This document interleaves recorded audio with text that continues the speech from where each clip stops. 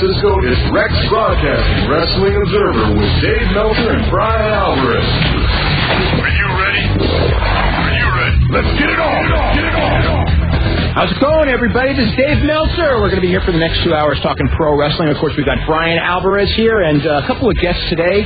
In the first hour, about half past the hour, we're going to have superstar Billy Graham talking about the California elections and him going to the WWE show in Phoenix, SummerSlam, and just what's going on with him and his book. And we already got a bunch of phone calls about Billy Graham already. And second hour, Randy Couture, who just came off of a big win over Tito Ortiz a couple of weeks back in the UFC at the age of 40, and there's no shortage of topics to talk about. This is the first time we will have ever had Randy Couture on the show, and quite the story, as anyone who's been listening to the show knows.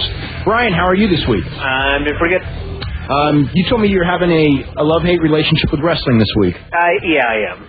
And I didn't want to make it worse by watching the big angle on SmackDown, especially after I'd already had to see the big angle on Raw with Kane.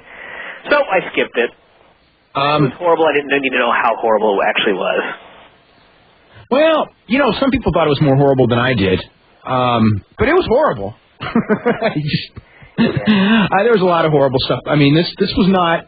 I have to say that this was not a fun week to watch pretty much anything having to do with wrestling or even K1 last night. I mean, the Monday Raw show, the angle with Kane just killed the whole show for me. Yeah. Just on so many levels. It just so, watching them smash up a car, or a limo, and thinking how much it cost for no reason. And I just how WCW it was. And how WCW it was. The thing, with Eddie Guerrero on Thursday, I mean, that was total WCW too. Yeah. You know what I'm just thinking? Like, they went out of business, and they're copying every mistake they made, and it's just, it's just not that much fun to watch. And even when you think about it, it's like point of an angle. I don't understand. I mean, the first one, I think that they think that they're doing a special effects movie, and in the building, when they had to crash, in the building, everyone clapped, so they thought, well, this is what the audience wants. Yeah, but even in a special effects movie, people die, and you've got this storyline with Kane and Shane, and okay, now they've got the dude in critical condition, and you think, okay, how are you going to end this feud? What are you going to do for the end of this feud? I don't know. Shane's going to break his leg. Shane's going to break his leg. Oh, great. Yeah. Anyway, we will be back. We're going to head to a break right now. We'll be back with more talking about the week's worth of shows. You're listening to Wrestling Observer Live on the Sports Byline Radio Network. Okay, welcome back to Wrestling Observer Live. I'm Dave Meltzer, editor of the Wrestling Observer newsletter with Bryan Alvarez of Figure 4 Weekly. I also want to remind you, 2 weeks from tonight on this show, next week we will not be on live because of the WWE pay-per-view, which we'll talk about in just a second, but 2 weeks from tonight we will have Bret Hart on the show. So he's one of the most popular guests that we have on this show, we've ever had on the show for that matter. Now, let's see, what were we talking about? Monday's Raw with the car wreck. For those of you who did not see it or didn't hear about it, which is probably almost no one, Shane McMahon was in a limo, and Kane jumped through the moonroof of the limo after smashing it. Shane had escaped from the limo, and then... Shane's a babyface, by the way. We should alert everybody. Yes. Who might be confused. Well, by the end of it, everyone was. And then Shane put like this 2x4 onto the gas pedal, and the limo went screeching into one of those giant WWE trucks, and it crashed. And, of course, the limo that crashed didn't have a moonroof, but that's actually a minor complaint compared to all the other problems with this skit, one of which is that Shane tried to kill a man, and he's the babyface. Kane... They had a body all full of blood. They teased that he was dead, that he's not breathing, his chest wasn't moving up and down. But luckily, at the end of the show, Jerry Lawler said that Kane is in critical condition. And Kane was actually supposed to do house shows this weekend, but they decided that wouldn't make much sense, so he didn't. Wow, that's actually surprising. Yeah. I noticed on Afterburn last night, what's that dork's name that does the show? Afterburn Mark Lloyd, maybe? Mark Lloyd had to give the update on Kane. Oh, what is the update on Kane? He is now stable. Oh, okay. After a week, he's still in a medical facility.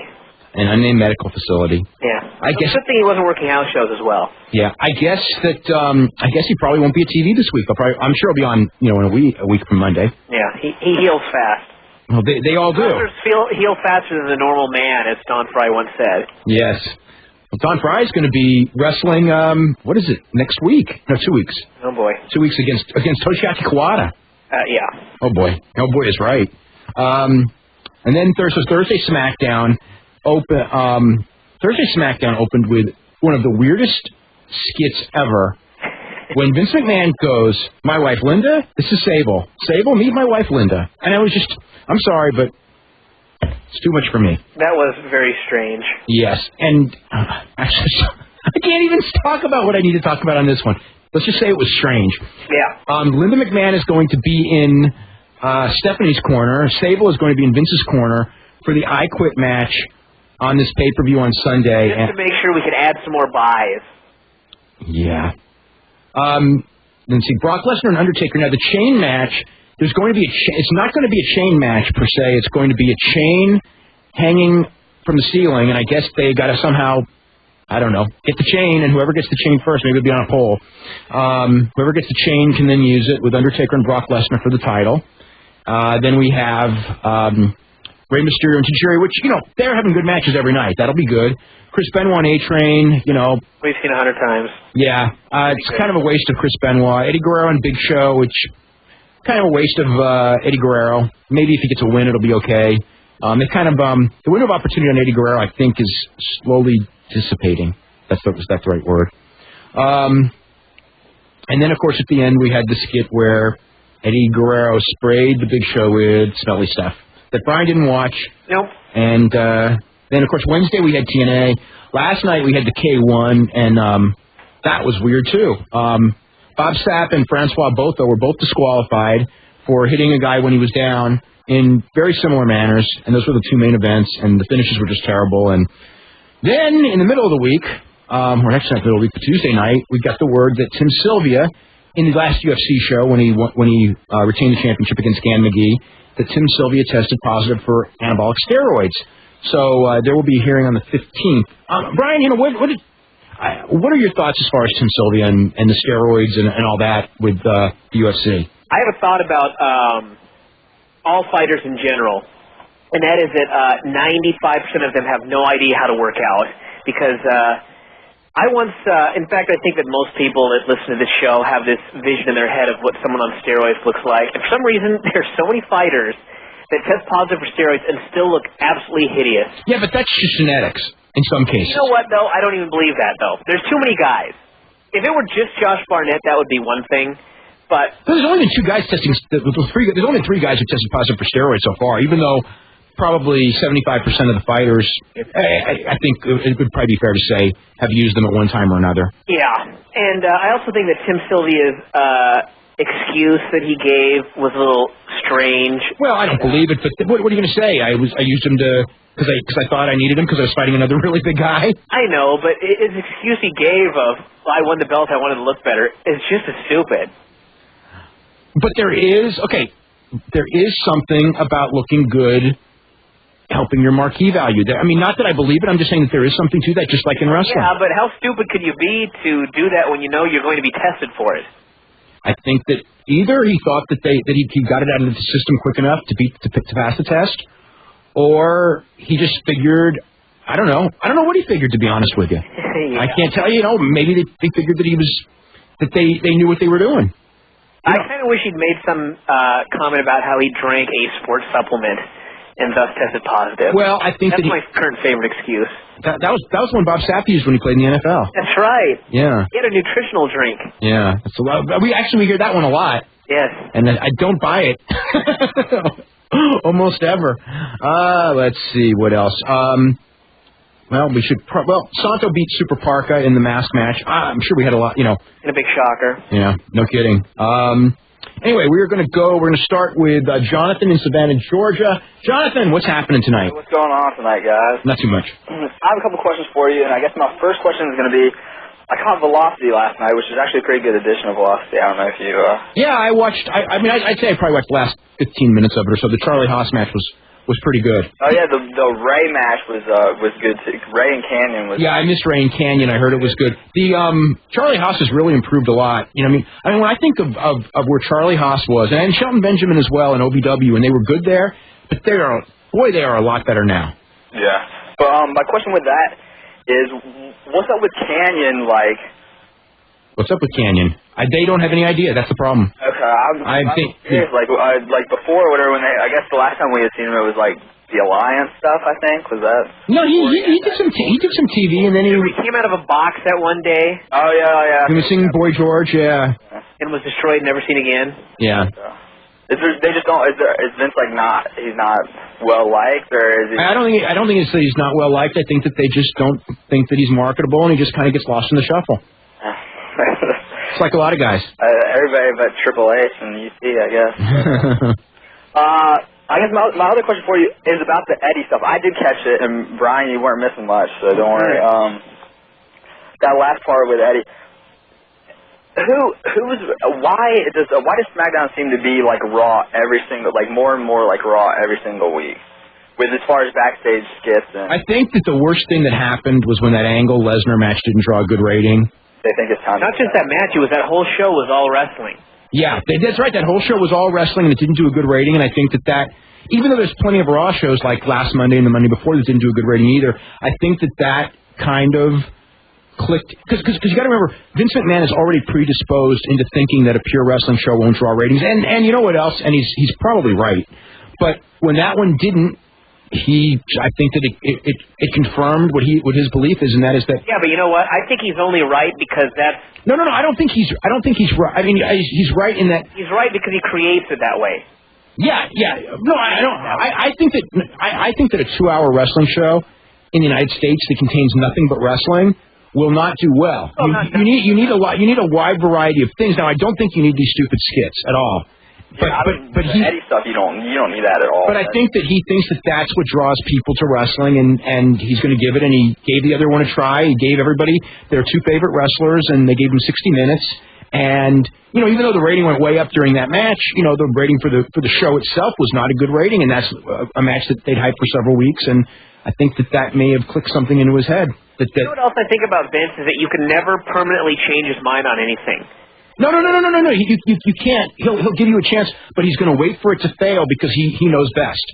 Well, look at like the necrophilia deal, where that got such a backlash that he backed away from it for a little while, and then he went right back to it again with something just as stupid. Well, he didn't want to back away from the necrophilia thing. I mean, if you remember, that was going to be a big deal, and they were like, they went into major defensive mode about it. But then when the ratings came back, then they did back down. Yeah, but then he went back to it later. Yeah, to a lesson for 2 weeks, and then let's crush somebody in a car. Yeah, well, that's something different. Yeah. I have another question for you, Dave and Bryan. About I guess you did watch SmackDown. The Paul London thing. Oh, I hated the Paul London thing. I mean, I know whatever. That's the thing that whatever you come in, you're a new guy. You come in and you get your legs cut out from underneath. Oh, that is like the most backwards booking that I have ever seen. I mean, they made him just look like two jabronis. They made him look like they're working velocity. There were so many ways that Undertaker said, "You guys have had your fun for the night." Yeah, it did. It really helped Spanky too. But no, there are so many ways that they could have accomplished the same thing without hurting that guy. And why debut? I mean. Why debut a guy with potential? Oh, London should be, but don't tell everyone right away that this guy's a bum. And the nervous thing when you go, oh, I'm Vince, I want a job. I'm from Hartford, Connecticut. It's like, like thank you for killing him. Yeah. He did. You know what I think? I don't think this is it. Okay, but there's a part of me that thinks that these guys like Paul London or Spanky that are really good and they get a lot of praise. That there's people in that company maybe that are so resentful of that they're going to prove to you know what I mean? Yeah. They're going to prove that you guys don't know what you're talking about. That these guys are not going to get over. I don't believe that, but it happens too often. Doesn't wonder what? You know what, though? I think it's just to be small, and that's really all it is. Yeah. It's more like that. Anyway, we got to go ahead to a break, okay, Jonathan? All right, thanks a lot. Okay, we're back right after this. You listen to Wrestling Observer Live on the Sports Byline Radio Network.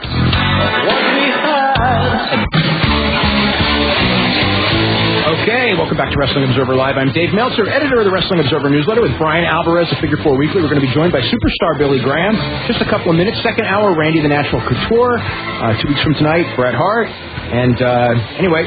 If you're looking for the latest pro wrestling news, you can always go to www.wrestlingobserver.com. We have daily news updates. We have rundowns of all the TV shows up on the site, as well as information on how to get both the Wrestling Observer newsletter, which I put out every week, and Figure 4 Weekly, which Bryan puts out every week, which are the best sources of in-depth wrestling news from all over the world. And got anything you're working on for this week, or no? No. Okay, well. Sorry. This week's Observer, you can still get it. Oh, God, just so much history. By the way, have you read the book yet, Chokehold? I haven't got the book yet or my Observer this week, actually. You haven't gotten the Observer this week? It's a miserable week. Oh, it has been about, if I hadn't gotten Figure 4. Well, actually, I was so busy yesterday. It was okay. It would have been okay, but I did get it, so. And I was very amused by the cover stories, as I always am. The cover of Figure 4, it's like it's one of my weekly highlights. So that stuff, I usually can figure out what it's about, and usually when I can, it makes it that much more entertaining. I often wonder about people that don't know what it's coming from. Yeah, but it's still funny. Oh, that's good. Yeah, the one, what was the one about, the one in the upper left-hand corner, what was the one again? It just cracked me up. I can't even remember which one it was. Oh, that's so bad. I mean, I remember the one where you were making fun of, the NFL player. The NFL player who thought that wrestling was real. Yeah. I mean, that just cracked me up because, I mean, did you get that from when I talked to wrestling people and they think the NFL's fake? Yeah, because it's always been talking about that. Like, these wrestlers always thought the Super Bowl, it must be worked. And I don't know why that popped into my head like last week, and I thought, I wonder why that would happen if. Yes, that's where that one came from. That's where I thought it came from. It was like, that just cracked me up. Anyway, before we head to another phone call, I want to make mention that Test has a broken foot, and he's going to be out of action for quite a long time. That happened on Friday night in Louisville when Shane McMahon gave him the Van Terminator. And Rodney Mack is going to be examined tomorrow by Dr. James Andrews. It looks like he blew out his knee last night in Norfolk, Virginia. And Rodney Mack was actually scheduled for the main event on Raw tomorrow. Rodney Mack and Mark Henry against Bill Goldberg and Shawn Michaels. I don't know what's going to happen. I never know what's going to happen on Raw anyway. It'll be Jonathan Coachman. Jonathan Coachman. You know that Coachman's taking independent dates now. Really? Yeah. And not as a wrestler, as a manager. Oh, I was going to say. Well, still, that makes them even smarter. Yeah, probably. Probably so. Let's go to Tom in Atlanta. Tom, what's going on? Hi. I was wondering, do you predict any kind of, after the SmackDown, like the following SmackDown coming up, that there'd be a significant ratings drop? Well, from this week to next week, there'll be a significant ratings drop because I think that this week's ratings, the 3.6 of this week, I think was a total fluke. Which just if you look at the overnight and everything like that, it doesn't add up. So expect a drop, but I don't expect to drop any lower than or significantly lower than the week before. Put it that way. Right. I mean, I'm just wondering, like, what's it going to take to get the McMahons off the TV? And it's like, well, you got to, a lot of people are going to be very, very sad with next week's Observer because next week's Observer, I've gone through like the ratings of every single character on both shows. Oh no. Yes, and the McMahons do great. I mean, that every time Vince is on, people turn on the set, and it's the truth. Really? I mean... Yeah, they do. I mean, now, I'm not saying that's the right thing, but that is the reality that... because when the whole show is built around you, obviously your appearances, you become the biggest celebrities on the show, and when you were on... Right, but is it the same thing with Shane and Steph? What? Oh, yeah, Stephanie, absolutely. Oh. Shane... Because they build the whole show around their segments, and they replay their segments to death, and they're the most important characters. That would make you want to shut the TV off when she came back on. For Linda. I at least am entertained by Vince every time he comes out. Well, Vince is one of the great performers of all time. It's just that... you gotta share the mic, Yeah, it's just hard to deal with so much of him. Now, Linda, on the other hand, they need to hire somebody to play the role of Linda McMahon because this is just ridiculous. Now, she was just horrible. I mean, she's always horrible, but it's just out of hand how bad she was. No, she's not nearly as bad as that one skit where Bischoff broke into her house. I thought on Thursday she was every bit that bad, although that was bad. Oh, yeah, that was horrible. Yeah. One thing I want to mention with regards to the Raw show, after that limo crash, and they kept, and then JR and the King, had that grim tone of voice, it basically killed any kind of interest in the wrestling matches following that. Like poor Molly Holly, all of them, had to come out as a heel, and then they asked her, "So what do you think about what happened? And what's she supposed to say?"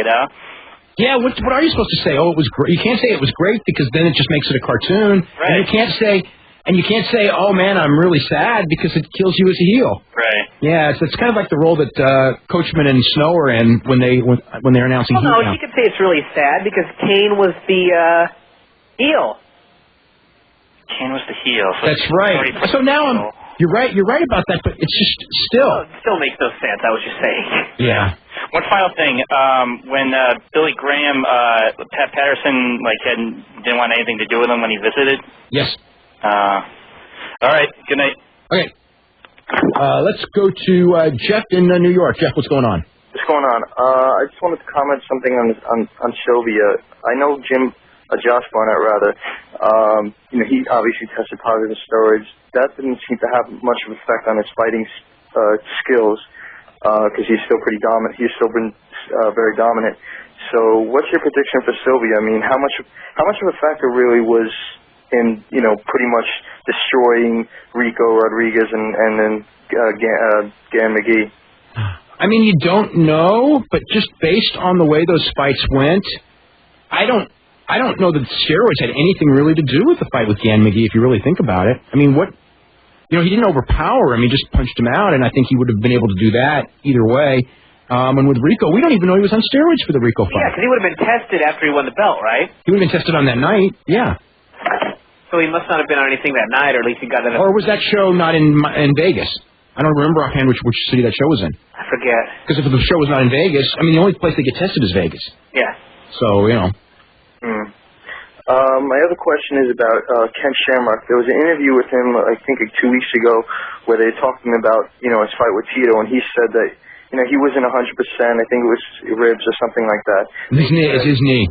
His knee, that's right, his knee. So he said that, if he would go after Tito right now, and I think he's getting his knee fixed. His knee, he had his knee surgery, I think about 3-4 weeks ago. Yeah, so he had it 3-4 weeks ago. So he says now that he's fine with it, he says that he could take down Tito. So, I was wondering, how much of a factor was that when he lost the fight? Because everyone is saying, Tito, was so much better than him, but meantime, he wasn't 100%, Ken. So he wasn't. Tito, what's funny? Going into that fight, everybody's question was Tito's knee, not Ken. Remember? Yeah. Tito was the one with the suspect knee because it was his first fight back since knee surgery, and I guess Ken. From all I gather, Ken was keeping his knee injury quiet, but it actually did happen before the Tito fight. It certainly would make him a difference in movement when it comes to taking all those punches. Would it help him in the takedown? Absolutely. So yeah, it did hurt. Nevertheless, I don't see Tito Ortiz even healthy. He's just. I'm going to say this. I think he's too old. Doesn't it sound like so stupid when I just said that? But really, I believe that. But then again, I believed it before. Well, Randy Couture is a freak. It's not Ken Shamrock is not Randy Couture. Yeah. So, I mean, as far as if I was UFC, I would book that match again. It was the best drawing match the company's had in years and years and years. Ken Shamrock can talk people into believing that, he wasn't ready. Maybe he can get in a little bit better shape. Tito will certainly not dodge the fight. I think people will be interested in seeing it again. I think it'll go pretty similar, but interested since it was so one-sided. I think that Ken's interviews will be good enough to where people will give it a chance. But I would if I was UFC, I would definitely book that fight again. Because Tito needs a couple of fights before he gets another shot at Couture, which we'll actually be talking about when Couture is up. Because Couture has made some comments about what Tito needs to do before getting another shot. Age. What? I don't know. We'll talk to Couture about that in the second hour. Okay, and my last quick question is, how many times champion is Ric Flair? Because I hear 16, but I don't think that's true. But it just depends on what you want to do. I think that it's like 25, isn't it? I don't. 21. I remember. I think 21 is a pretty legitimate number, but I mean, you could make an argument for everything from about 18 to about 23 or 4. I think. Just depends on what you want to consider and what you don't consider. But the number 16 is way too low for sure. It's way more than 16. Okay? Okay. All right. Thanks a lot, guys. Okay. Good night. Okay, very welcome. I want to remind you that you can join us at 1-800-877-PLAY, or 1-800-878-PLAY. I always get that confused. But anyway, we'll be back with more right after this. You're listening to Wrestling Observer Live on the Sports Byline Radio Network.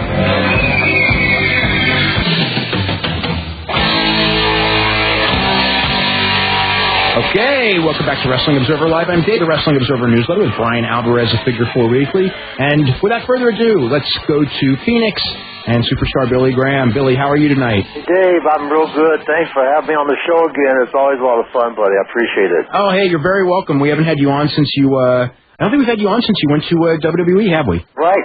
That was before SummerSlam. Yeah, we had you on just a couple weeks before SummerSlam. Before you did, they did a 3-part confidential piece on you. What's your thoughts as far as, the confidential piece and with the feedback that you've gotten from it? Oh, real good feedback. I thought they did a real good job of editing, and they just had so much footage. You know, the guy was out here for 2 days, and we just shot just an incredible amount of footage. So to edit that down, you know, there's so much left. It's just incredible. And speaking of the footage, I can't. I sent you an email, told you I was going to get the raw footage from behind the scenes of SummerSlam, and Vince won't let it go out because of obvious reasons. Yeah. I was going to send you a copy. That's probably the biggest reason. I think that's the biggest. You figured that out, maybe. I am getting, in a few days, I'll be getting the raw footage of the workout here in Phoenix, my gym workout, and I will send you that footage because it shows a lot more weight than they actually they left there for the piece, you know. Yeah. So how is training going? Oh, great! I just left the gym an hour and a half ago. Got back, and I'm just feeling incredible. And by the way, next Saturday will be my 1-year anniversary for this liver transplant. Really? It's been a year? A year. Dave. Wow. I remember that week too vividly. Oh yeah. You know, and I'll tell you what's on that piece, and I kind of knew, but I didn't know. You know, I remember talking to you and Valerie. Yeah. You know, during that week before it was happening, and it was like, man, I knew it was close, and we all heard about a couple of months, but I didn't realize. Boy. 1 year next Saturday. Incredible. Yeah. Absolutely incredible. To say the least. That would be an understatement. It's just my strength is coming back, as you know, and I will send you a copy of the footage of the complete workout at the gym. I want you to see the real amount of weight I was using, you know? Yeah. Now, real quick, before we get into talking about Arnold, you talked to Don Fry of late. I talked to him a week ago, and it was funny. He was telling me what he was planning to do, and because he's wrestling in about 15 days. Yes, he is. Yeah, 14 days. Yeah. And I believe he said he's going to go back for the New Year's Eve show. The fight. Oh, really? He's going to fight on New Year's Eve? Yeah, he told me that was. Oh, yeah, that's a huge show. Yeah. Well, I didn't know that. Yeah, he might have got information for your newsletter. They told me that he called his people and they got him booked. Oh, I heard about the show. There was going to be a show. Okay. Yeah. How much influence your newsletter has? Don Fry got booked on this incredible show because of your newsletter. Yeah, and it's too bad that Brad Kohler didn't read my newsletter. Oh, did you read that story? No. Brian, you know the story, don't you? Oh, yes. I got to tell you, Brad Kohler is a pro wrestler who also has done some fighting. And he went to Japan, and I had written in the newsletter who he was going to fight, but for whatever reason, and he actually subscribed to the newsletter a couple of years ago, but he doesn't anymore. But, he was under the impression he was fighting a guy named Brazo de Plata, who was a Mexican lucha libre wrestler who's about 5'4", and he trimmed down to about 300 for the fight, but he usually, I think his walk-around weight's probably about 350. There, he ended up fighting Dos Caras, who's about 6'5.5" and about 230, and who's a much tougher guy, and he started doing a wrestling promo. I'm going to make him bleed. I'm going to do this. I'm going to do that. Make him cry. I'm going to make him cry. That little fat guy, and they're going. And then all of a sudden the reporters go, "Little fat guy, he's like 6'5", and then he goes, I thought I was fighting the little fat guy. He goes, no, Dos Caras Jr. Dos Caras Jr., the tall guy? And then he's just like, he has this look on his face like, oh, my God, I'm dead. And then he went and tapped out in like a minute at most. I mean, it was just like, he just went, it was one of those fights where, he just went to get out of there. But anyway, that's a totally different story. That's funny. Anyway, one of the reasons why we wanted you on this week was... his neck, by the way. Yeah, how's Sean talking about his neck? This is the story of his neck. 1 week ago, his neck is a recent MRI is showing no bulging of the disc that he evidently was having a problem with, and that he is back in training, and that the side effects of that bulging, the symptoms were the numbing and the stuff in the hands and in the original operation.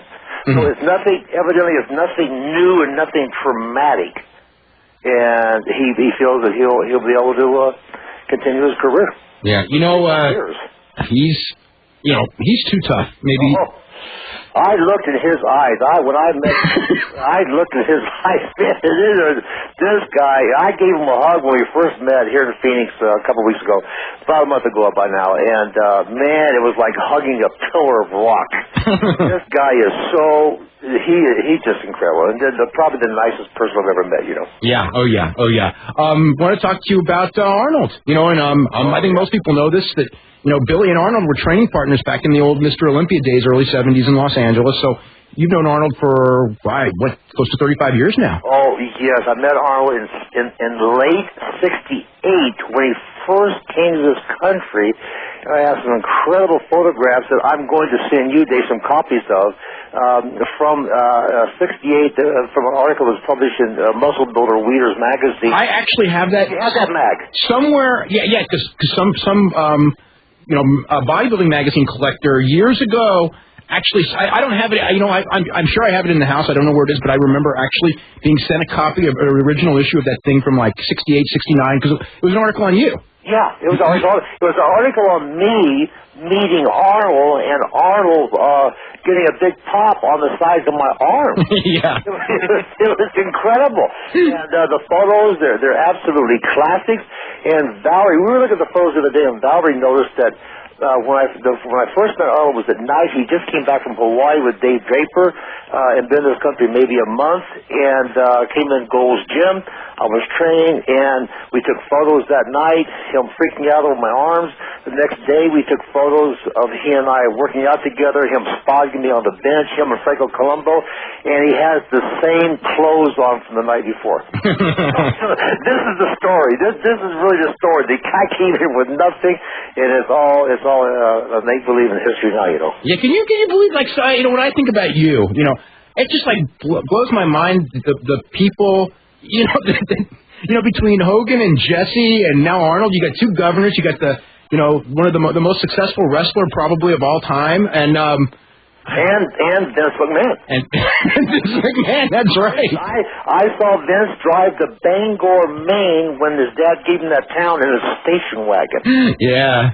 And Beth, his secretary, we were talking about the other day, and she's heard the station wagon stories. Oh, really? Oh, yeah. Vince McMahon driving around in a station wagon. But putting up posters and stuff, and... Huh? Putting up posters in Bangor, Maine? Yeah, just running the town. Yeah, no, did Arnold bring your daughter home from the hospital, or what's the story exactly on that? My daughter was born in 72, June 8th, one day after my birthday, and the night before, the night before she's coming home from the hospital, I was in Long Beach, wrestling in Long Beach, came out, the fans destroyed my car, popped the hood. In those days, you could pop the hood without getting into the car, and ripped out the spark plugs, smashed the distributor cap, punched all holes in all the tires. It looked like a war zone out there. And I came out, so I had to get towed back into L.A. about 50 miles away, and called Arnold, told him what happened, and I said, I really need a ride home to get my daughter from the hospital. So it was a classic. He brought her home. We took pictures. We got great photographs of Arnold holding my daughter, and this is a funny story about Arnold. About 5 months ago by now, I gave Arnold a call. He returned my call. We talked. I told him about my daughter, who is now 31 years old, would like a phone call from Arnold because she never talked to me. Her claim to fame was Arnold took her home from the hospital. And Arnold said, "My God, you mean it was 31 years ago?" Yeah, I'm sure time flies for Arnold even quicker than for us. Yes, and he absolutely freaked out. And this is the type of guy he is. That he called my daughter, Capella, and said, because I sent some copies of the photos of him and Capella together with him holding Capella, and always, I said, "Arnold, take your shirt off. We can't take this photo." So all these incredible photos, I sent him the copies, and it was really cool, man. He called Capella and told her, "Look, you got to come down to my office. I want you to bring your husband down, your children," and absolute, total gentleman, And so that's the deal with Arnold. Okay. He has not forgotten his earliest friends, Okay, I want to ask you about all of those Hogan, Vince. And we don't have enough time for all of them. Just Arnold. Yeah. So when you first met Arnold, or when you knew Arnold, I mean, what does it? Did you see something in him where you knew he would be a success? Because obviously, I mean, he was very quickly the most successful bodybuilder of all time, right away. But that, there's a big difference between a successful bodybuilder and being, one of the biggest movie stars in the world and a major celebrity, and what he's turned into. Yeah. Oh, no question about it. The end result of Arnold now being the governor is absolutely incredible, because people say, "Why did the guy do it?" That's the big obvious question. He doesn't need the aggravation. He doesn't need the whole thing that goes along. Oh, it's a different kind of pressure than anything he's ever been under. Well, totally. That's it exactly. That's the answer to the question. The guy is driven. He's approaching this governorship as a challenge, not as a job and something that he's dreading. And Arnold's the highest paid actor in Hollywood. Okay, the bodybuilding career. He's done all these incredible things, and now this is like a challenge. It's not a chore for Arnold going to Sacramento. Well, first of all, he'll commute. Because going to the governor's mansion will be a step down from what he lives in. So he'll commute. But this is the incredible thing and the drive about Arnold. And I did see it when I first met him, Dave. In the gym, I trained 1972 all summer with Arnold, getting ready for that Mr. Olympia. And the guy has so much drive and dedication and commitment and focus. It's absolutely, he is a cut above all of us. I mean, it's just obvious the guy's a cut above. He's unique. Okay, we're going to go ahead to a break. We're only going to have a couple of minutes. We're going to get you on in a couple more weeks to talk.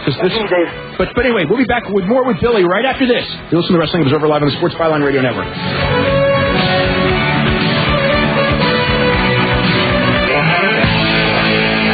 Okay, welcome back to Wrestling Observer Live. I'm Dave Meltzer, editor of the Wrestling Observer newsletter with Bryan Alvarez of Figure 4 Weekly. And, of course, we have superstar Billy Graham here for a couple more minutes. Second hour, Randy Couture. I just want to go to Ed in San Antonio for Billy. Ed, what's going on? Hey, guys. Good to talk to you all. Mr. Graham, I'm a big fan of yours, and I'm really glad to hear how well you're doing. I myself, my father 2 years ago, he had the same surgery that you had, and he hasn't quite recovered as well as you, but, he's doing pretty good. That's good. And when I was watching The Confidential, I mean, I could really relate with your wife when she was talking about the story with the blood, because I went through that. And my father, he's having problems where he had the surgery. He keeps getting hernias, and I was wondering if you're having that same problem. He has hernias. Yes. I have 3 hernias on my body right now as I'm speaking to you. And Ed, that's caused by a condition. Has your father been tapped for excess fluid in the stomach? Yes, I believe so. Okay, that's called ascites. It's the fluid buildup, and I've had as many as 9 liters of fluid taken off of inside my peritoneal cavity at one time, and a liter of fluid weighs 2.2 pounds. So you can add that up. An incredible amount of pressure is blown out a hernia in my right groin. Yeah, I have a double belly button because of the hernia. The middle of my stomach has split from the pressure of the fluid, causing a hernia, causing my abdominals to pull apart where they're joined on the typical six-pack, your six-pack look. When they join in the middle, that is separated because of the pressure from this fluid. So yeah, I've got 3 hernias, and as soon as I get the rest of this fluid out of me, by the first year I'll have all 3 fixed. So I'm glad your dad's doing good. He'll be doing fantastic pretty soon. Well, best of luck to you, Billy. Thank you, Dad. Okay, thanks very much, Billy. We'll be talking to you again real soon. I want to thank you for coming on such short notice. Oh, my pleasure. Anytime you call me, I'm there for you, Dave. Okay, great, and good luck with the rest of the book and everything. We'll talk about that the next time we have you on. Okay, we'll be back right after this second hour. Randy Couture, you're listening to the Wrestling Observer live on the Sports.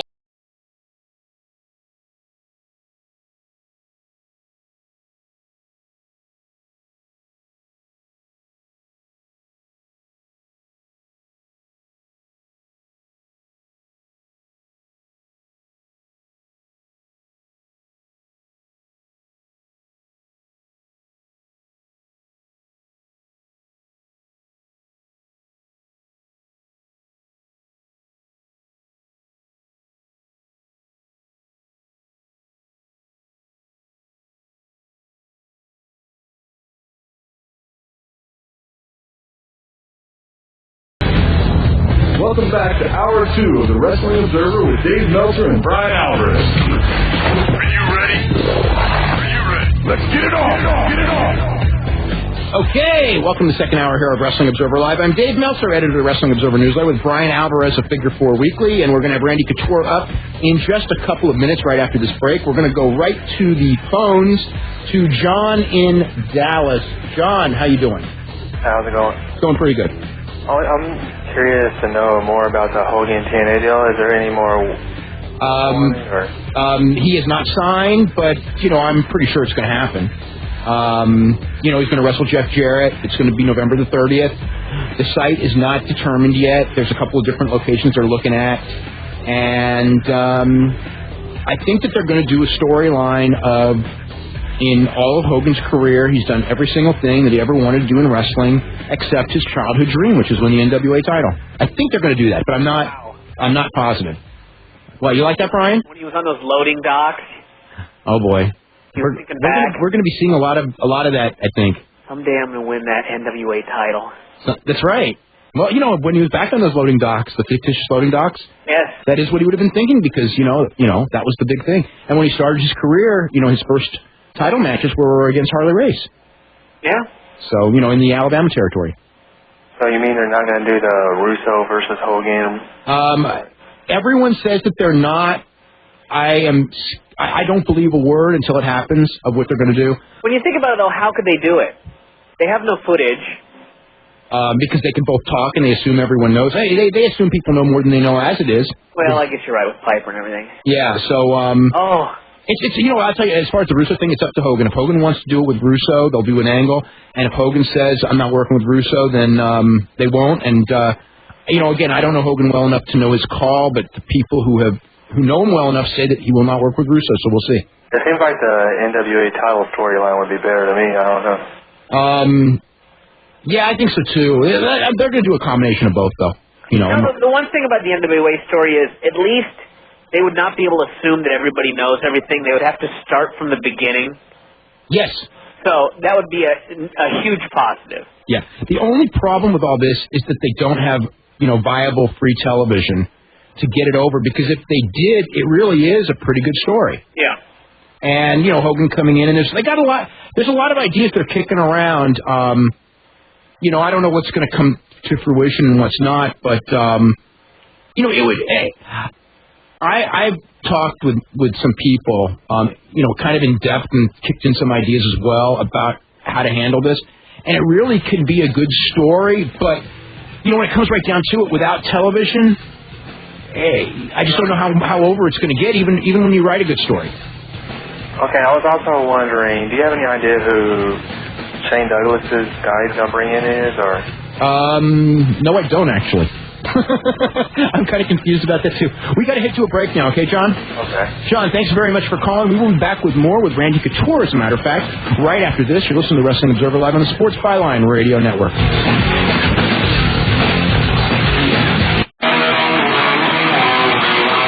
Okay, welcome back to Wrestling Observer Live. I'm Dave Meltzer, editor of the Wrestling Observer Newsletter, with Bryan Alvarez of Figure 4 Weekly. We're going to be joined by Randy Couture momentarily. We had, for those of you who are listening on the Internet, our Internet stream actually crashed during the Billy Graham interview, but it is now back up. Obviously, if you're listening on the interview, on the Internet, you know that.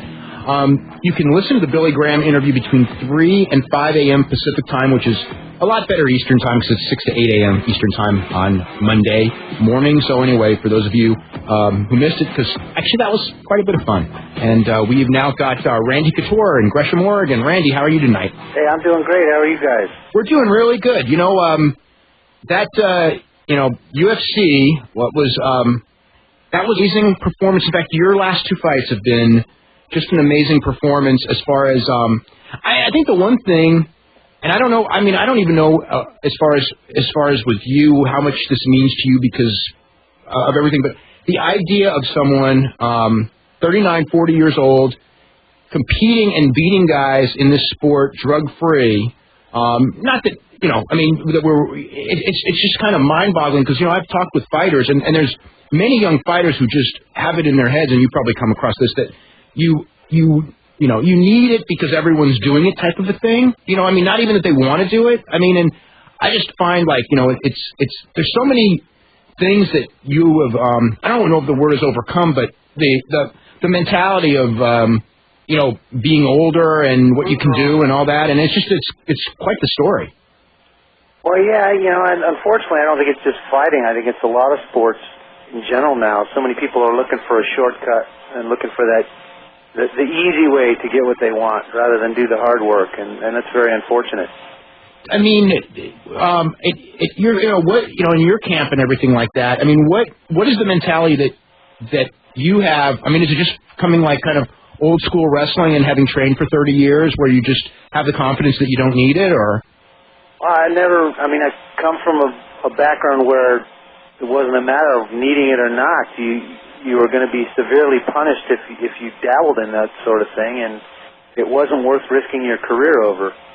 And that being, you know, from the Olympic wrestling background, I mean, the last thing I want to see is my name in headlines for coming up positive for a drug test, and this sport is no different. I've kind of developed a stance and an opinion about the use of that sort of thing, and I'm just stuck with that.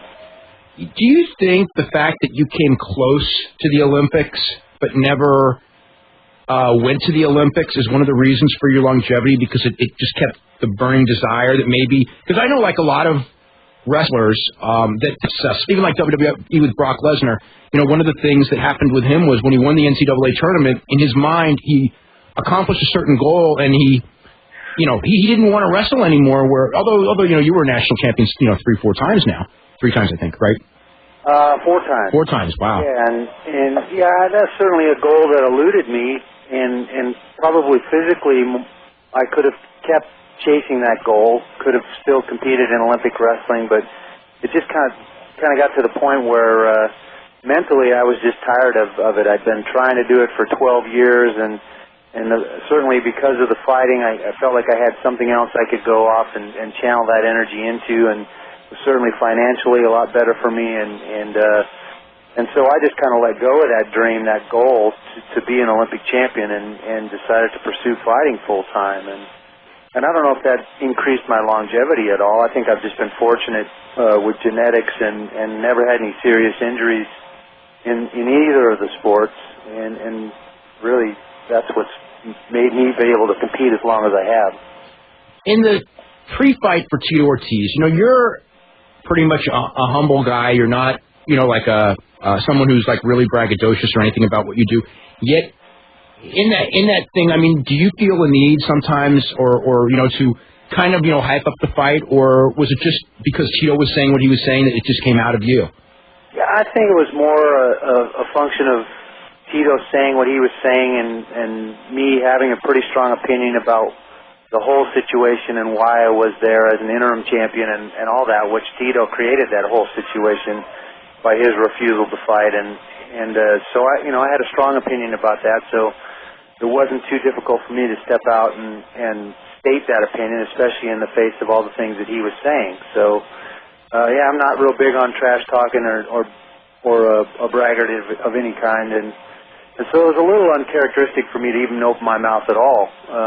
But, you know, when you're in the limelight like the Best Damn Sports Show and those sorts of things, I'm not just going to let him say the things he was saying and not respond. Now, didn't you say that after being in the octagon with both guys, that if they fought each other, you thought Liddell would win? Yeah, I felt that before I fought Chuck or Tito when people asked me who I thought would win that fight, because that's been an ongoing question.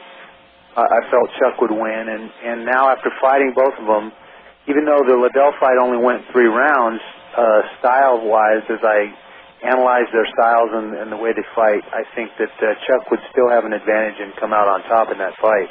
Now, I have read, is your stance as far as giving Tito a rematch that you think he should first have to beat Chuck? Yes, I've stated that. They contacted me, I think I wasn't home 2 or 3 days, and they were saying, well, Tito's pushing really hard for a rematch. What do you think about that? And I said, well, I'll give him a rematch, but not until he fights Chuck Liddell. Now, do you have kind of a tentative thing like, say, Peter Belfort or someone for a next fight? They haven't really said. I think they're kind of waiting to see how Chuck settles out in the Grand Prix and Pride. Certainly, if he goes on and beats Wanderlei Silva in the finals of that Grand Prix, then he would be a logical candidate for a rematch because Wanderlei is their light heavyweight champion, and so having beat Wanderlei puts him right back in the #1 or contender spot. Certainly Vitor Belfort is an option after his last performance, and Rich Franklin is working his way up as a young and up-and-coming fighter, so maybe Vitor and Rich will fight it out for that #1 contender spot. I don't really know, but there's several things that could happen there. I know Ken Shamrock is clamoring now, saying he wants back in the mix at light heavyweight, wants a rematch with Tito and wants to fight me, so that would be interesting as well. What is your thought as far as, at your age, even though you are at the top of your game, how much longer you want to go, how much longer you think you can go? I don't know. I've decided I'm not going to place any limits on myself. I think I'm competing as well as I ever have. I seem to get better and better each time I fight now. I've learned some things. I think there's some wisdom in my age, and I've learned a few things about training and peaking for these competitions that are really helping me out. And I'll take it one fight at a time, just as I have since I started, and go from there. Now, when the UFC, they basically asked you to drop the weight division. It wasn't so much you going like, I want to try my hand at 205s. What was your reaction when they first, came to you? And because basically you were thrown in there because Tito wouldn't fight Chuck, and they needed a main event, basically. Yeah, that's basically the situation. And I had actually made the comment after the Rico fight and recovering from the eye injury. I said, well, I want to fight again. Certainly, I'm not going to retire. I could fight at 205 or heavyweight, wherever you guys want me to fight. And they said, well, we want you to fight at heavyweight. How about Andrei Arlovsky? And I said, okay, that sounds good. And we were set to fight him in April. And then he was injured, and the whole thing with Tito and Chuck blew up and came to a head. And they said, well, will you come down to 205 and fight Chuck for the interim title? And I said, yeah, that would be great. And it was a great professional opportunity for me. And on a personal note, my son was born the night I was supposed to fight Arlovsky in Florida, so it worked out good for me there as well. And didn't you say that you feel better now than ever at this weight? Yeah, it was like putting on an old shoe. I competed at this weight class for years in wrestling, 198, right around 200, for a lot of years. And so cutting the weight and getting back down to that fighting weight was very, very comfortable for me. Did you, as far as you brought up the Pride thing, what are your thoughts as far as the final 4 guys in there with Quentin Jackson, Liddell, Yoshida, and Wanderlei? Well, I think Chuck is right in that Pride doesn't really want to see him win that tournament. And well, so logically they wouldn't. Yeah. He's, they've given him the tougher side of the bracket. I don't think they want 2 Americans in the final, so they put him and Quentin on the same side. And that's going to be a very tough fight. Both guys are great athletes and great fighters. So I think that gives Wanderlei a slight advantage. The Japanese gentleman he's fighting in the semifinals is not up to his caliber, in my opinion, and he'll probably make quick work of him, which leaves him a lot of energy to go into that final match, and potentially Chuck and Quentin could be a very, very tough fight. And then he's going to have to turn right around and do it again in the finals. And anybody who's stepping in there with Vanderlei, needs to be ready to go because he's a pretty game fighter. So, I mean, it's going to be interesting. I have a lot of trouble picking who's going to win between Quentin and Chuck. It's going to be a tough battle. But I think if Chuck makes it to the finals against Vanderlei, I think he's got a very, very good chance of beating Vanderlei Silva. Just the way they match up? Yeah. We're going to have more with Randy Couture right after this. You're listening to the Wrestling Observer Live on the Sports Byline Radio Network. Okay, welcome back to Wrestling Observer Live. I'm Dave Meltzer, editor of the Wrestling Observer Newsletter, with Bryan Alvarez of Figure 4 Weekly, and our special guest, UFC light heavyweight champion Randy Couture, coming off of that big win over Tito Ortiz just a couple of weeks ago. And have you gotten any, I don't know, when a few days after the fight, maybe even the night of the fight, and just watching how that story unfolded with a bunch of friends and everything, it was, one of the better sports stories in a way. I've seen. I was wondering if you've gotten any comments from or offers as far as I don't know, any reporters or movies or people just kind of throwing something at you because you've got it's kind of an amazing story, and if it was say boxing or something like this, you'd be a national folk hero right now. Well, no movies, not that I know of anyway, and certainly done a lot of interviews in a couple of newspaper articles here in the local area in Portland, in Oregon, and a bunch of radio shows and national stuff. But the media attention for this fight, leading up to and after this fight, has been pretty amazing. Now, are you still coaching, or have you given that up? I've been coaching as an assistant coach the last 4 years at a high school here in town, Centennial High School. And that's been a lot of fun for me to kind of go back to that level and the enthusiasm of the high school age kids and really working with them and seeing the difference that you can make in even one season with those kids. They're like sponges. They just soak it up. Now, how would those kids react as far as to you being an Ultimate Fight and now, like this year where you really had tremendous visibility as a fighter? They like it. They have big parties and watch the fights. And then, of course, I'm in there hollering at them and showing them technique every single day. So when we go to tournaments and stuff and kids from other schools come up and want an autograph or things like that, they poke fun at me, they roll their eyes, and I'm just coach to them. So it's kind of funny. Now, you were a world-class wrestler. In fact, you were the year you started in UFC, you were National Greco-Roman champion, if I'm correct. Is that right? That's right. So what made you go for UFC? Did someone just give you an offer, or some wrestlers go here's a way to use your wrestling skill to make money? Well, actually, I kind of saw that. I saw Don Fry competing on a tape in one of the earlier UFCs, and I knew him from college, and so I was intrigued by the sport and the opportunity, and certainly was an extension of all the years of wrestling that I've spent, and so I put in an application, and they kind of put me off at that time, saying, we have enough wrestlers, we don't need any more. And then I was lucky enough, somebody got injured before that UFC 13 heavyweight tournament, and I was on their list of alternates, and no one would take the fight on 2 weeks' notice.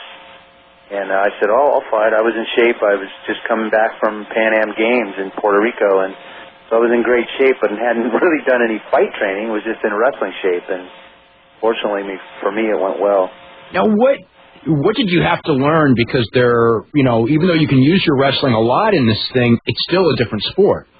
Well, it's definitely a different sport. I think wrestling is a great foundation, and as are a lot of the other styles, Brazilian Jiu-Jitsu or kickboxing, I think are great foundations to make the transition into MMA. But then you have to learn those other parts of it. If you don't have a takedown defense, if you don't know what its submissions are all about in the guard position, or you don't know how to kick or punch, somebody is going to point that out to you in a real hurry. Yeah. How hard was it to learn how to train to be on your back? That was one of the more difficult things for me to do, and that was certainly, for the first couple years of my fight career, an area of weakness for me. And as a wrestler, wasn't used to not only having opponents flop to their back, but being on my back myself is just someplace that wrestlers don't like to spend a lot of time. And so I had to force myself to be in that position and practice almost on a daily basis to get used to it and learn how to operate from there. When you went, you started your career with UFC and you won your first tournament, and then you beat Maurice Smith to become the heavyweight champion, and then you basically had a contract dispute, I guess, with UFC, and you didn't fight for UFC, although you fought in Japan for quite a while till you were brought back. What happened there, and was it Zuffa that brought you back, or did you come back under SEG? I came back, unfortunately, right when I got into the UFC was kind of the start of the decline, with the cable being banned and the political backlash from the marketing of the early sport. And so the money started, for the promoters and for the fighters, really started to drop. And I had negotiated a contract at that time after I won the title for a certain amount of money per fight. And when it came to exercise the first fight on that contract, they said, well, we're not going to pay you that contracted amount, we'll give you this amount. And I was like, well, I'm ready to fight, but I'm not going to compete until you honor the contract. And that was the nature of the dispute. And so I just chose to take the money I'd already earned and really concentrate on trying to make that 2000 Olympic team. Mm-hmm. I competed a couple times in Japan during that time period, and then after the 2000 trials, I came back and basically retired from wrestling and devoted everything to fighting full time. And fortunately for me, SEG at that time was looking for a competitor for Kevin Randleman, who'd been the heavyweight champion for a while. And they asked me if I wanted to compete for the title, which I was kind of surprised they'd let me do that right away, after being out for a year and a half. And I said, yeah, that would be great. I kind of threw out a number I didn't think they'd accept, but they accepted it. And that started it off again. And then it was that February that Zuffa bought the UFC from SEG. So when they bought it, you were the existing champion, so that put you in a good position because Zuffa had great, Now, do you have any thoughts as far as the marketing of the sport and things like that? Like what can be done differently, or what you kind of sit there and you go like, yeah, I think you could tell with the kids on your wrestling team, and I can tell with the same thing with my brother-in-law is in high school, and when UFC's on, I mean everybody's buzzing, they love it. Yet unless you know someone basically who's a big fan, most people it's still not as known as boxing, so to speak, just because people, I mean, is there any thoughts on, like, what can be done about that type of a thing? Well, I think certainly right from the beginning there was a big difference between Zuffa and SEG, and Zuffa had the mindset that their commodity, their product was the athletes, the level of athletes and the type of people that they were getting in the sport. And I think it's those personas that make boxing popular, and be it bad or good, a lot of people tune in because they know something about some of those fighters, and they tune in to watch them compete. Whether they want to see them get beat or not, that's why they tune in. And I think that's something that SEG never did. It was always about the UFC and the brand. It was never really about the athletes themselves. And Zuffa has done a pretty in the athlete, kind of doing special stories and letting the people know, at least the ones that tune in, what the athletes are about. And unfortunately, we still haven't found a way to really get that to a mainstream public and educate them about the sport. Most people think we're still just a bunch of thugs that want to go out there and beat the hell out of each other when really that's not the case. And so I just think it's a matter of continuing to educate people and show them, the kind of athletes and the dedication and everything that surrounds this sport. And every time we have a show, we win more and more fans, and it's just continuing to grow. Well, how is Dan Henderson doing right now? Danny's doing really good. He had knee surgery this summer. After his last fight, he jumped off the second rope in celebration and tore his ACL. Oh man! Yeah, real interesting injury, but he's recovering very well. He's been up here for a couple of weeks and helped me train for Tito, and he's coming back up here in November to train again. And it looks like now he'll probably fight in Pride either in late December or February. Mm-hmm. What are your thoughts on Tim Sylvia testing positive for steroids? It's real unfortunate for a couple of reasons. We finally had a little stability in that weight class. A guy who looked like might be the real deal and was going to kind of nail that weight class down for a while. It's kind of changed hands over the last couple of years so much that it's hard to establish any continuity and really develop that as a marquee weight class as it should be. And so that is unfortunate. And then I know Tim personally, and I mean, he's a young kid, but he's a great kid. He's got a great personality, and I didn't understand why he felt the need to do that. I mean, he's got oodles of talent, and he works harder than anybody I've met in the sport, certainly. So I was a little disappointed when I heard that news, and I talked to him about it, and he was certainly disappointed as well. He's doing the right thing. He's stepping up. He's admitting and saying, this was stupid. I was trying to improve my physique and look better as the heavyweight champion, and which was dumb. I mean, it's not about how you look. It's about how you fight.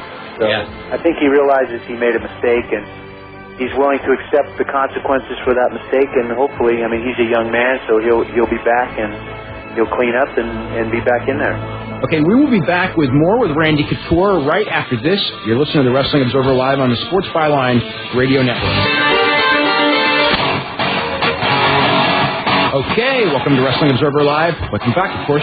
I'm Dave Meltzer, editor of the Wrestling Observer newsletter, with Bryan Alvarez of Figure 4 Weekly, and our special guest, Randy Couture. And we've had quite an interesting conversation with Randy Couture about his fighting career. And, one thing, a couple of years ago, 2001, you had a fight with Pedro Hizzo, which was one of the most incredible fights that I can remember. It was a very, very tight fight. You won a close decision. Would you call that the toughest fight that you were ever in? Definitely the toughest fight I've been in to date. I really had to dig deep. That was the first time, I think, and the only time that I've ever been in a situation where I basically punched myself out in the first round.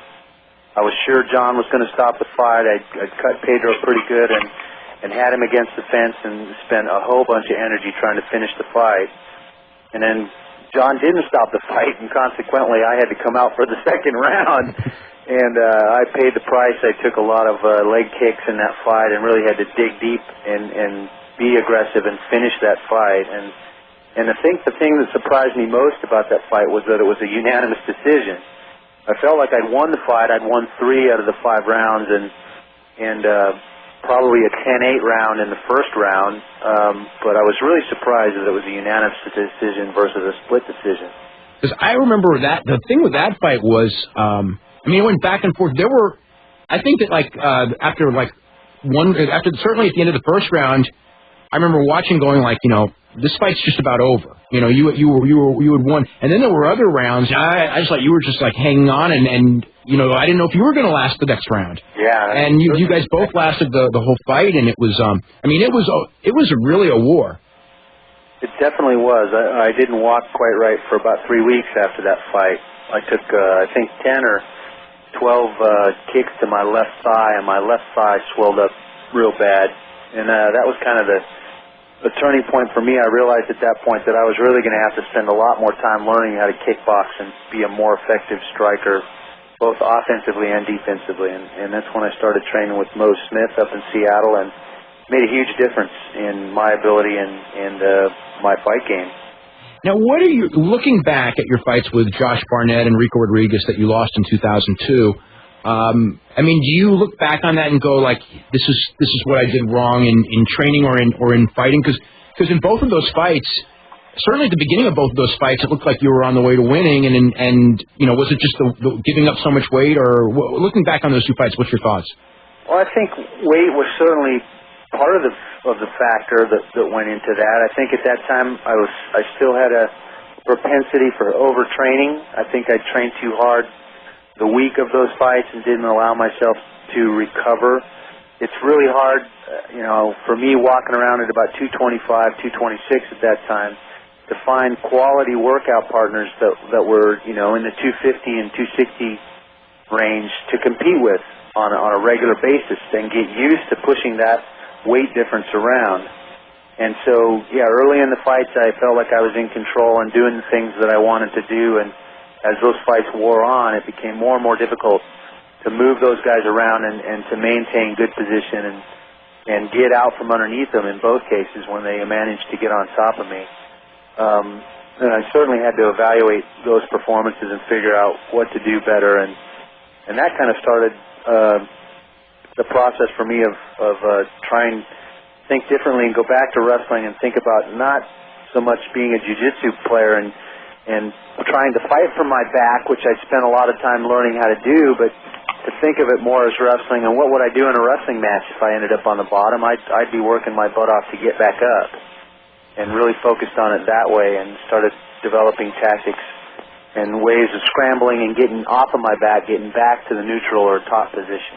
How hard do you think it is as far as, like, I guess, fairness or something? Because, I mean, the one thing with wrestling and with UFC in most of your weight divisions, you know, you might be giving up 5-10 pounds, but you're fighting someone who's pretty close in weight to you. When, you know, and certainly the day of the fight, everyone's trying to come at the upper end of the weight division, so you're weighing in at almost the same thing. But in the heavyweight division, especially for you as a 225-pound guy, going against guys who can go up to 265, I mean, do you think that, like, you know, either you cut back to 205, which is what you're doing now, or you're going to figure out, you got to figure out a way to fight. You know, it's one thing to fight a 265-pound guy who isn't good, but now when you get 265-pound guys that are in shape, 265, that at least can avoid the takedown and have some reach, you know, so like a monster like Tim Sylvia, it's pretty tough for a 225-pound guy to compete. It does make it very difficult, and that certainly weighed on my mind as I was deciding, well, do I want to compete in this weight class, or, you know, am I willing to go back and cut weight and do some of the things that I did in wrestling to stay at a lower weight class? And, you know, it doesn't take many times of getting hit by a guy that size to make that decision for you. Now, do you walk around at the same weight you walked around before, or do you maintain a lighter weight so it's easy? Actually, I was walking around and basically spending time and energy working at walking around at 225, 226. I was lifting heavier, was eating more, and you know, pretty much eating anything I wanted to eat. And when I decided to go down to 205, I went back to some old diet routines and modified my workouts, did a lot more running, and cut out a lot of the meat and a lot of the dairy and a lot of the other things that I've been eating. And I've settled in right at about 215, 216 now, and that's what I'm walking around at now. So it's not even difficult for you to make the 205? No, not really. It came off very, very easy, and it felt really, really good. Do you think that training for the Eco Challenge and stuff like that might have been one of the reasons you overtrained? Certainly, in hindsight, I think that was one of the reasons I felt a little cooked going into the Rico fight. I'd spent the summer getting ready for that. I was supposed to leave for the Eco Challenge 6 days after that fight. And, you know, I'd done a lot of things that summer in cross-training to prepare for both. So, I think that in evaluation, I don't think I'll compete in the Eco Challenge again until I retire from fighting. Now, as far as, like, you know, you competed at a high level in wrestling while you were doing this. As this sport gets more and more special, I mean, and in the early days of the sport, a lot of guys did. As this thing gets more and more specialized, do you think that you can compete at a high level at both? I mean, I know Matt Lindland, you know, I mean, he went back and, competed in nationals this year after spending a couple of years doing the UFC. Yeah, and I think if you ask Matt, too, I think he would be the first to say that it's too difficult to juggle both and be as sharp as you want to be. I mean, he basically went to the nationals on 2 weeks of training, 2 weeks of wrestling training. And, you know, he's tough enough and has good enough technique that he was able to get into the finals, but lost in the finals. And then, you know, consequently didn't go back and wrestle again at the World Team Trials in June. He knew at that point that it was going to have to be one or the other. And I found it very difficult to juggle both. Yeah, in the beginning it was okay, and I wasn't too worried about learning a lot of fight technique. It was more something I wanted to try.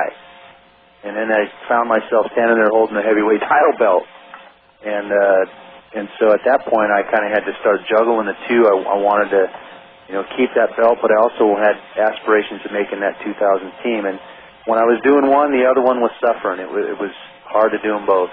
When you fought in Japan a couple of times, do you consider those now in hindsight good learning experiences when it comes to submissions? Oh, definitely. I learned some hard lessons there. I got caught in armbar. I got caught in a guillotine choke.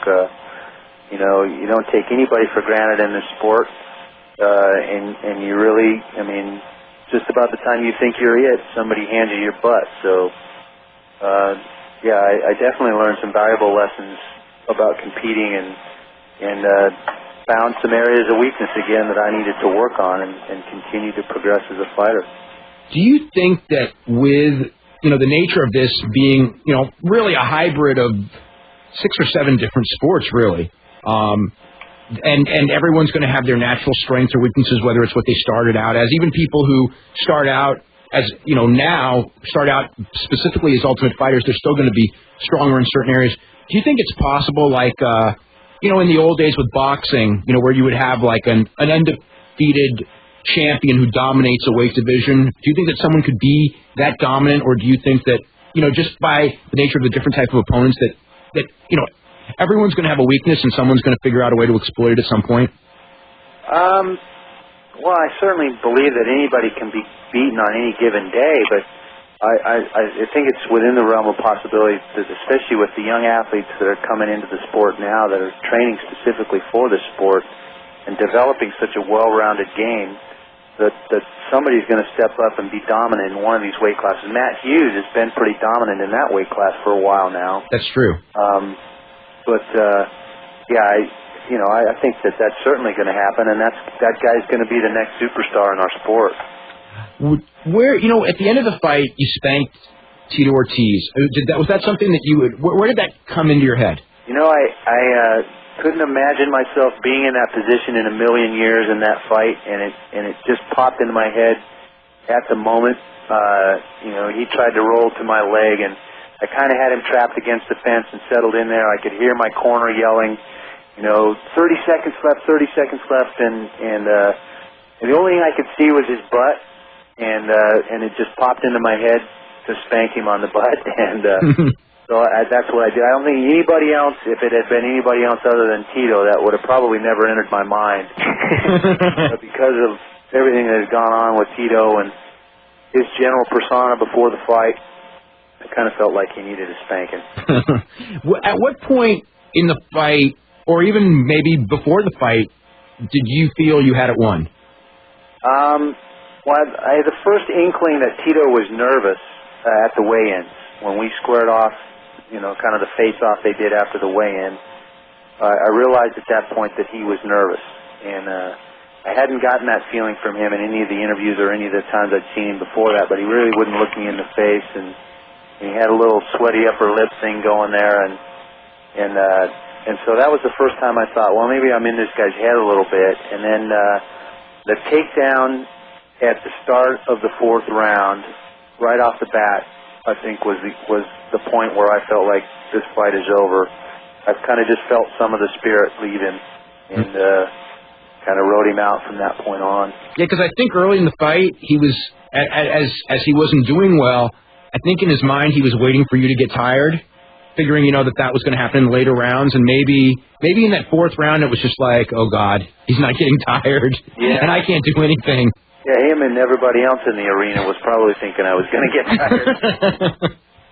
It's funny because on the Best Damn Sports show, when you did that interview, the one thing that I could tell from that interview is that, I don't know what it was just seeing you. It wasn't so much Tito, but you, is that I just thought that, this guy is not a braggadocious person, and by the way you were coming across, it was like he's done his training, and he's pretty sure he's going to win. You know what I mean? Yeah. That's kind of like the impression I got. That way. I was worried about that interview and worried about the way that came off. I didn't want to come off sounding like a jackass in that interview, and it's not like me to even step up and talk at all.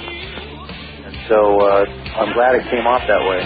Okay, we're going to head to one last break, and we'll be back with Randy Couture right after this. You're listening to the Wrestling Observer Live on the Sports Byline Radio Network.